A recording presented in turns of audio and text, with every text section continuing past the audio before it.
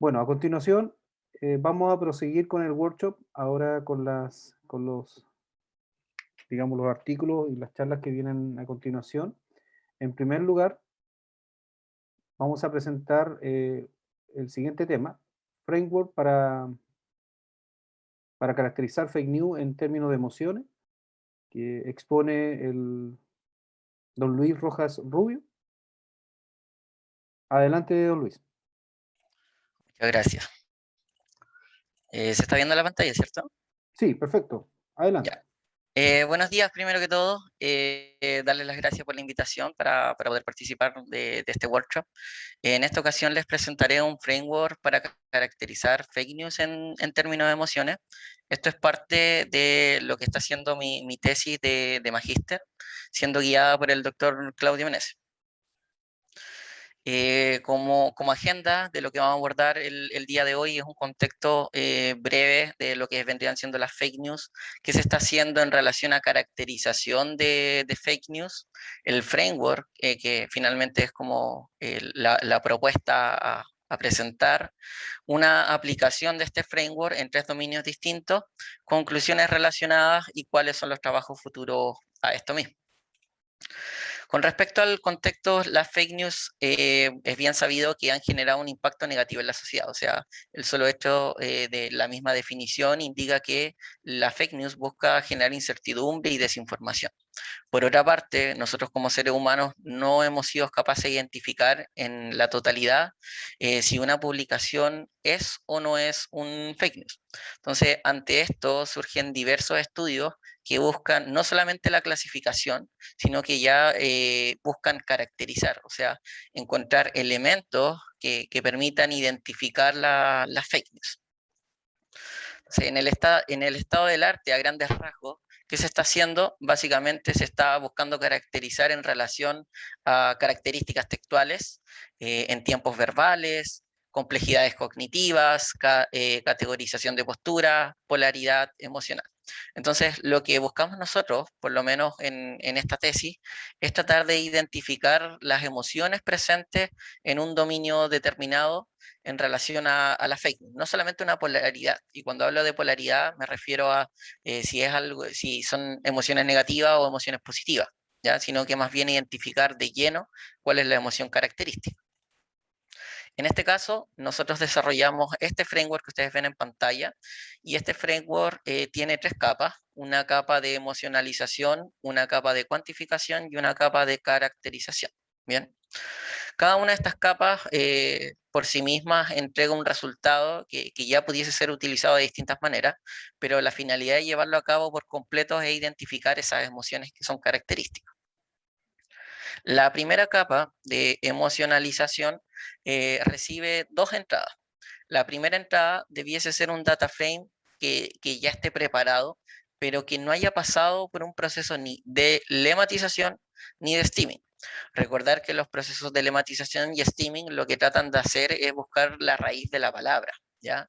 Entonces, en este caso necesitamos la palabra original, o la palabra más bien que escribió la persona que publicó algo en una red social. Bien, entonces, ¿por qué es necesario no pasar por este proceso ni de lematización ni de steaming? Porque la segunda entrada vendría siendo un conjunto de datos que se llama NRC Lexicon, y dentro de él hay emociones. Hay un conjunto de datos que establece relaciones entre emociones y palabras y una intensidad. ¿Esto cómo se hizo? Porque a través de un estudio realizado y presentado en este paper que dejo acá abajito, se hizo una encuesta a un número de personas en donde se le indicaban palabras, y a estas palabras debían relacionarles emoción. Entonces, en relación a todas las palabras que se presentaron, finalmente se relacionan a través de una intensidad. Bien, entonces, por ejemplo, acá vemos palabras como canibalismo asociado con el disgusto en un 95,3%.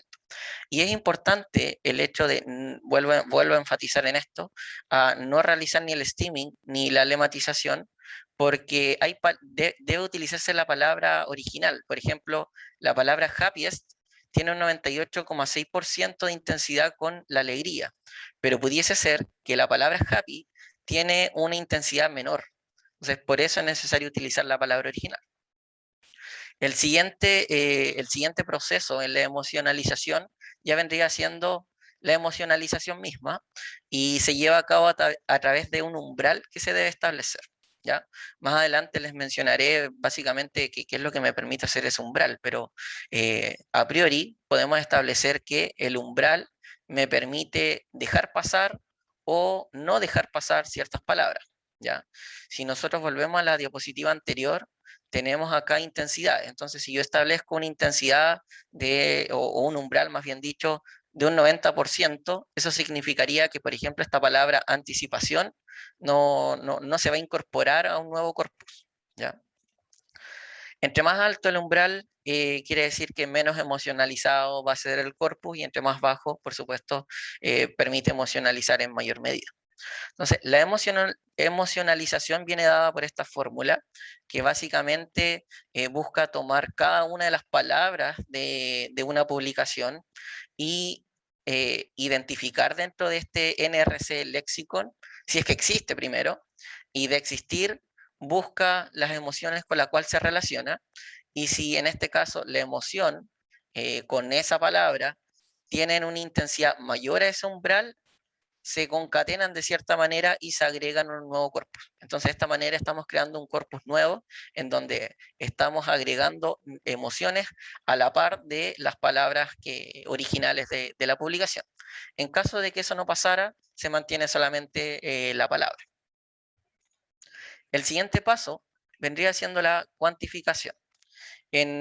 Como hito de la capa anterior, tenemos que obtuvimos un data frame ya emocionalizado, y esto va a ser, por supuesto, la entrada para esta nueva capa. Y esta nueva capa, por lo menos, se aborda con una separación entre tipos de publicaciones, o sea, publicaciones que pueden ser fakes y publicaciones que pueden ser no fake. Si esto no se llevara a cabo de esta manera, simplemente pudiésemos saber cuántas son las emociones o en qué cantidad se presentan cada una de las emociones en un determinado conjunto de publicaciones. Pero en este caso, como la finalidad es contrastarlas, debemos separarlas. Y para ello utilizamos nuevamente una fórmula, y esta fórmula la mencionamos como una fórmula de cuantificación, en donde analizamos cuál es la frecuencia de cada una de las emociones por tipo de publicación. O sea, en este caso vamos a contabilizar, por ejemplo, cuántas veces aparece el enojo en las publicaciones que son no fake y en las que son fake. Esto, para obtener un porcentaje, lo multiplicamos por 100 y lo dividimos en el total de palabras en el conjunto que estamos analizando, o sea, o en el fake, o publicaciones falsas, o publicaciones no fake. Bien, con esta cuantificación, si bien ya podemos representar de manera cuantitativa, o sea, a nivel de porcentaje, cuántas emociones están presentes en cada uno de los conjuntos de datos, proponemos una nueva capa, que es la capa de caracterización, en donde acá podemos visualizar de manera gráfica, o esa es por lo menos la finalidad, de ver cómo varía finalmente una emoción en publicaciones que son falsas respecto a publicaciones que son no fakes. ¿Ya?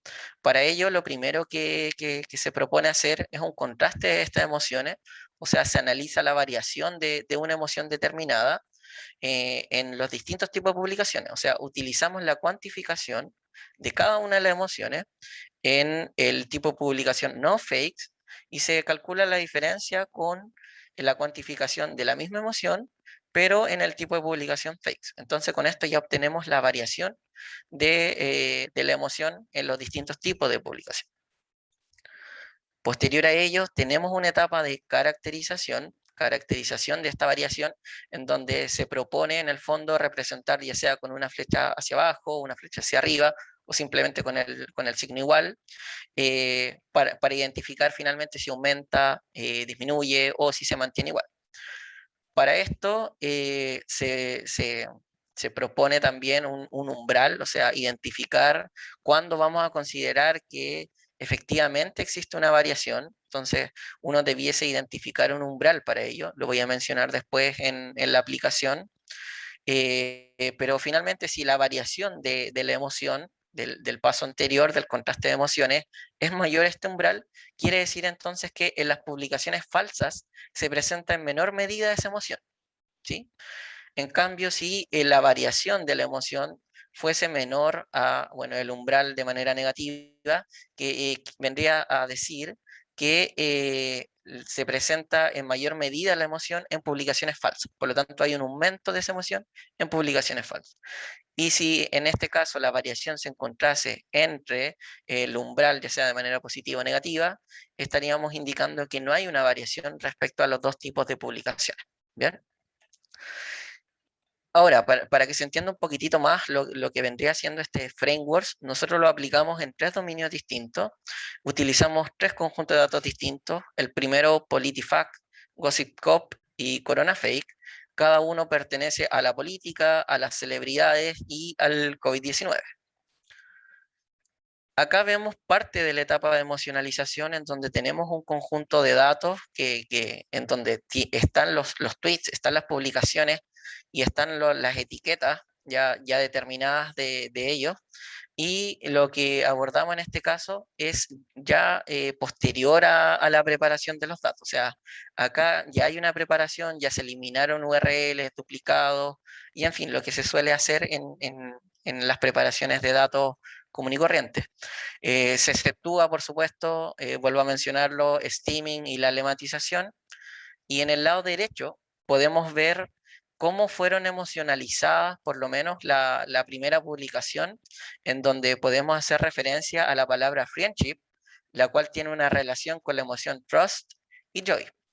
Para esta primera publicación, o en ese primer espacio dentro de esa tupla, podemos considerar un umbral de un 40%, para la siguiente un 60% y para el tercero un 80%, para básicamente demostrar cómo vamos emocionalizando dependiendo el umbral que se establece. Entonces podemos ir viendo que entre mayor umbral, ya no se consideran las emociones, o sea, ya no aparece trust y ya no aparece joy. ¿Bien? Luego, en la etapa de cuantificación, se aplica la cuantificación a los tres dominios ya mencionados y se divide en tipos de publicaciones no fake y fakes.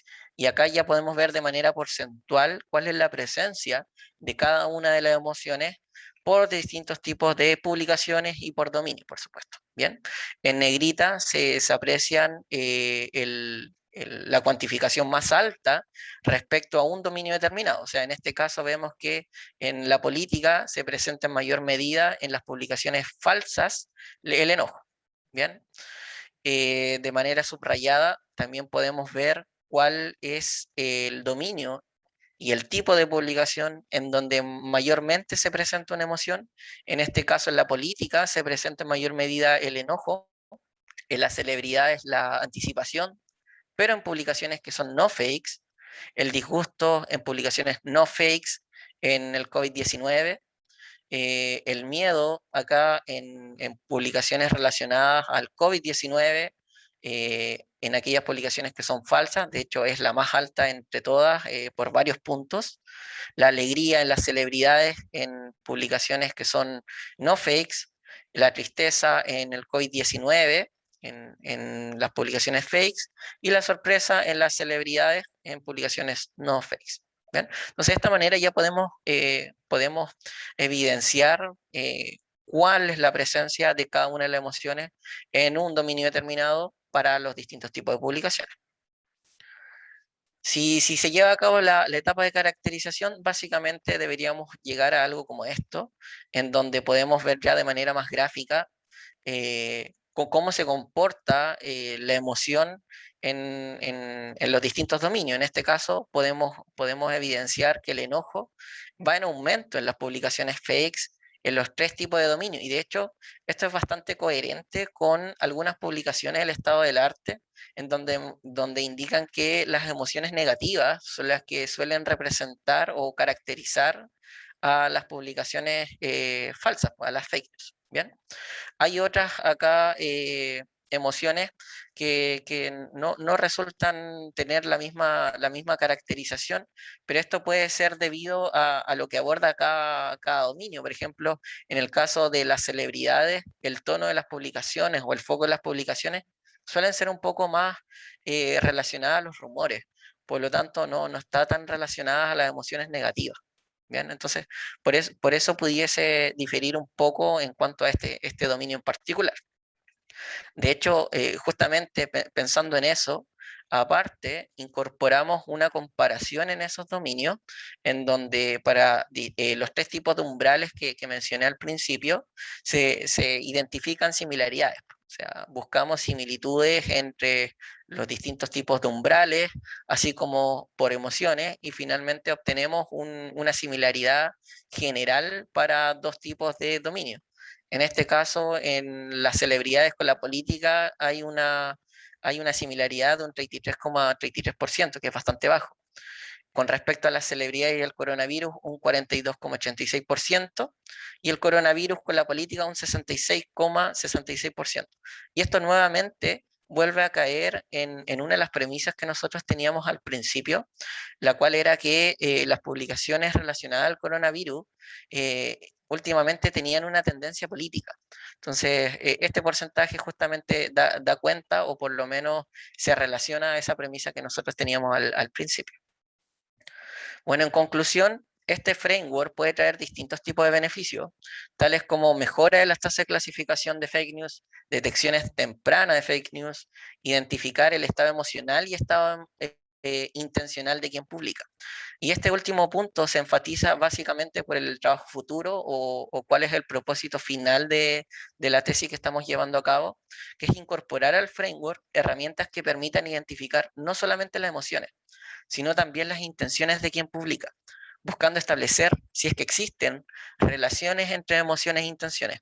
Hay varias hipótesis por ahí que mencionan que aquella persona que publica tiene una intención y esa intención puede estar relacionada a cierta emoción. Entonces, esa es como la idea final de lo que estoy mencionando hoy día. ¿Bien? Bueno, ya para terminar, les dejo acá el mail de contacto de cada uno de los autores, por lo menos, de esta tesis, para si necesitan algún tipo de contacto o a lo mejor llevar a cabo algún trabajo en conjunto, sería ideal. ¿Bien? No sé si hay espacio ahora para preguntas, parece. Sí, Luis, quedan unos minutos para algunas preguntas. Víctor, para hacer la pregunta, ¿se observa alguna diferencia en el estudio de las emociones en los fake news en español? ¿Cómo? ¿Está en el chat? Sí, sí, ¿se Ya, ¿se observa observa alguna alguna diferencia diferencia? en el estudio de Ya. las emociones en los fake news en español? Ya, la verdad es que en este caso el conjunto de datos de NRC Emotion Lexicon se enfoca en distintos idiomas, en español, inglés y así, pero en este caso la tesis está enfocada al idioma inglés, ya que las publicaciones de este conjunto de datos que mencioné, políticas, celebridades y el coronavirus, están en inglés. Entonces, tendríamos que conseguir un conjunto de datos en español para llevarlo a cabo y ver si este framework también se logra aplicar de la misma manera y si funciona de la misma manera. Correcto. Bueno, parece que no hay más preguntas. Yo señalar, digamos, de que eh, me imagino que esto requiere mucha precisión, mucho, ¿cómo se dice? Trabajo de análisis para poder hacer una interpretación respecto a las emociones. ¿Cómo manejan eso, digamos? Porque también está este tema del, bueno, la minería de las emociones o de los sentimientos de alguna manera apuntan justamente a poder generar una empatía con lo que los datos señalan y lo que se puede lograr como interpretación. Claro, en la mayoría de esos casos generalmente están orientadas a polaridades, como mencioné en un momento, pero en este caso, como bien dices, es difícil caracterizar el tema de las emociones porque pudiese ser algo muy subjetivo. ¿ya? O pudiese ser algo muy sesgado de pronto como a lo que uno considera. Entonces, para este caso, justamente por eso incorporamos ciertas como fórmulas matemáticas o formas de cuantificar esto de una manera un poco más objetiva. ¿Ya?